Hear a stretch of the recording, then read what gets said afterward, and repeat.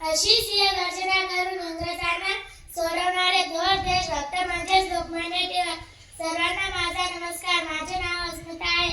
आज मी आपणासमोर लोकमान्य टिळक यांच्याविषयी बोलणार आहे. लोकमान्य टिळक यांचा जन्म 23 जुलै 1856 रोजी रत्नागिरी जिल्ह्यातील चिखली या गावी झाला. त्यांचे पूर्ण नाव केशव गंगाधर टिळक असे होते. त्यांच्या वडिलांचे नाव गंगाधर व आईचे नाव पार्वतीबाई हे होते. त्यांच्या विचाराने लाखो लोक प्रेरित झाले. लोक त्यांना आदराने लोकमान्य असे म्हणत. त्यांनी आपल्या शेवटच्या श्वासापर्यंत देश सेवा केली. दुर्दैवाने 1 ऑगस्ट 1920 रोजी त्यांनी अखेरचा श्वास घेतला. अशा या महान देशभक्तास माझे कोटी कोटी प्रणाम. कोटी कोटी प्रणाम. जय हिंद, जय भारत. धन्यवाद. फक्त म्हणजे लोकमान्य टिळक.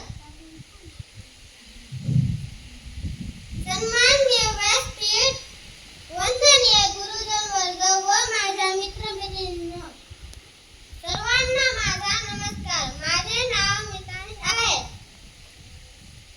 लोकमान्य टिळक यांचा जन्म 1856 रोजी रत्नागिरीमधील चिखलगाव येथे झाला.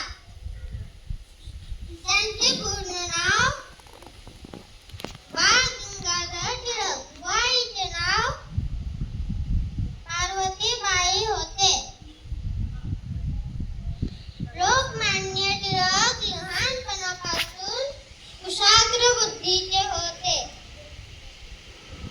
त्यांनी लोकांमध्ये एकतेची भावना निर्माण करण्यासाठी गणेश उत्सव व शिवजयंती उत्सव सुरू केले. 1 ऑगस्ट 1920 रोजी त्यांचे निधन झाले. अशा या देशभक्तास माझे कोटी कोटी नमन. जय हिंद. धन्यवाद. माझा नमस्कार. माझे नाव रंजिता आहे. आज लोकमान्य टिळक यांच्याविषयी 4 शब्द सांगणार आहे. लोकमान्य टिळक यांचा जन्म 23 जुलै 1856 रोजी रत्नागिरी चिखलगाव येथे झाला. त्यांच्या वडिलांचे नाव गंगाधर टिळक आणि आईचे नाव पार्वतीबाई असे होते. जय हिंद, जय महाराष्ट्र. धन्यवाद. माझे नाव तन्वी आहे. आज आपण लोकमान्य टिळक यांची जयंती साजरी करीत आहोत.